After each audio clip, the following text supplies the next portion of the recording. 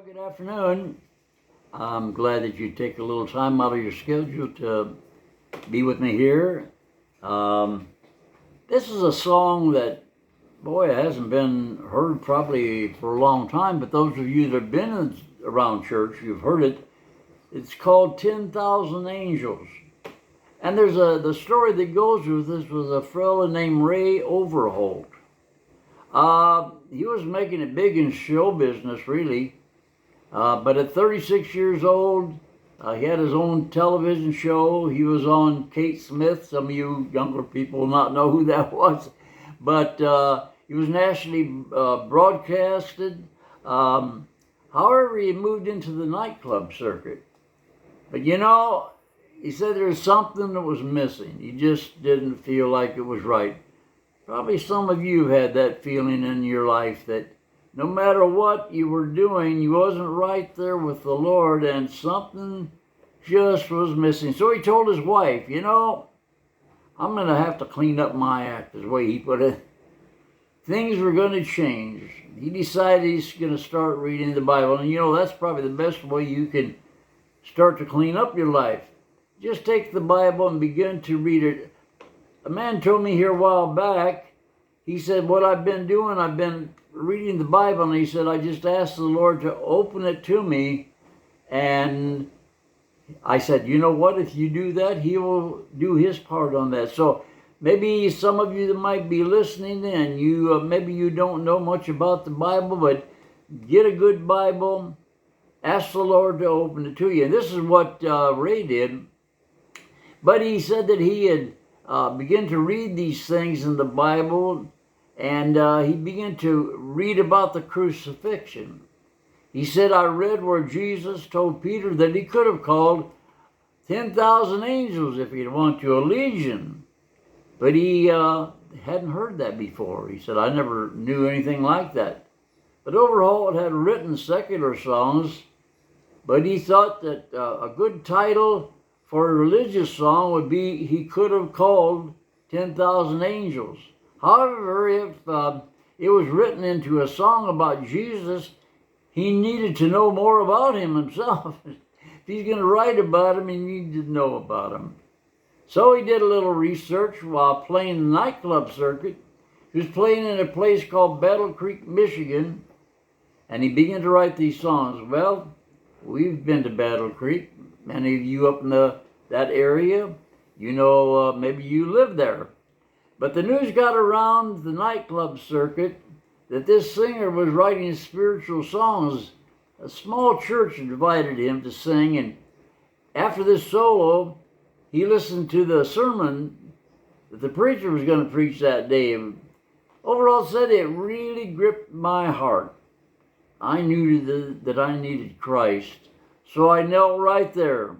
I accepted the Savior, the one whom I had been singing and writing about.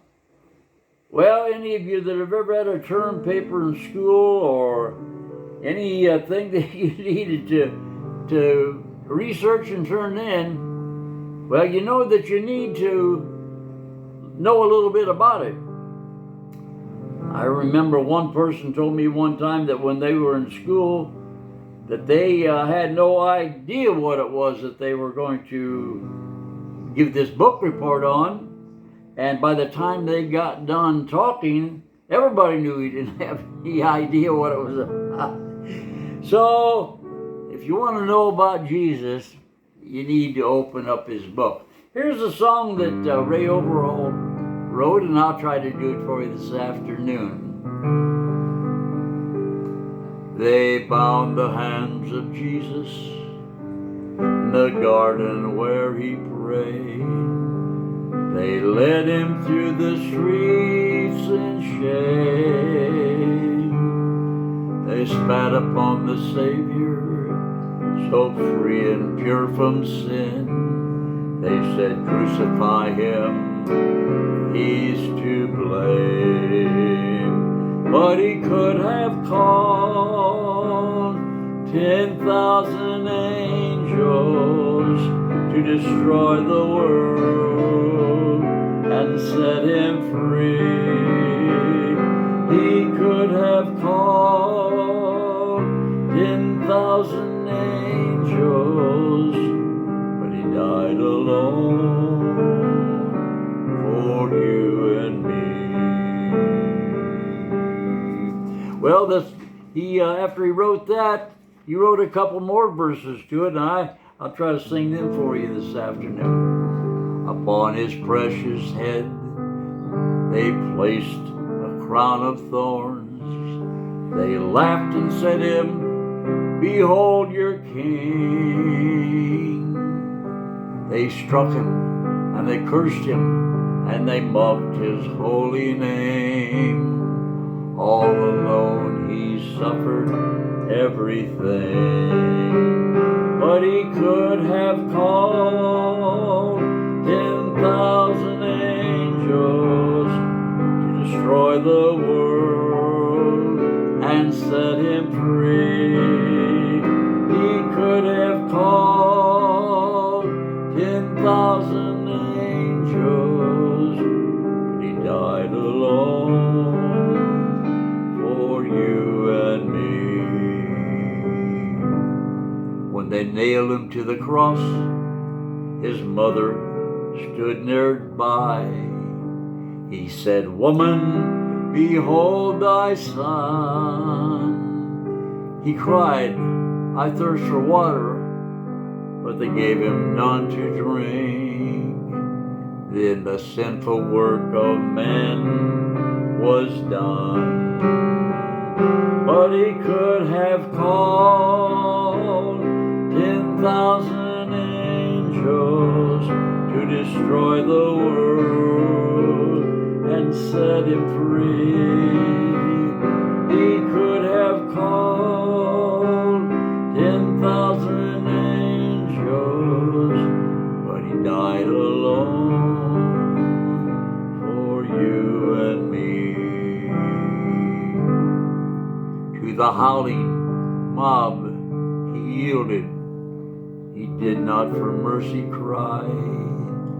The cross of shame, he took it all alone. And when he cried, "It's finished," he gave up himself to die. Salvation's wondrous plan was done. But he could have called 10,000 angels to destroy the world and set him free. He could have called 10,000 angels, but he died alone for you and me. But he died alone for you and me. Well, I hope this afternoon that you've been enlightened a little bit about that song and how that it came about. And you know, this isn't just a song, this is the truth. He died on the cross for every one of us. So if you don't know the Lord this afternoon, just do as Ray did. He said, "I just bowed down there and asked God to come in my heart." And as we say over and over, we don't come on here just to sing songs or to tell stories and to entertain you. We come because we're trying to bring souls along with us when we go into heaven one of these days. So, we'll see you tomorrow about the same time.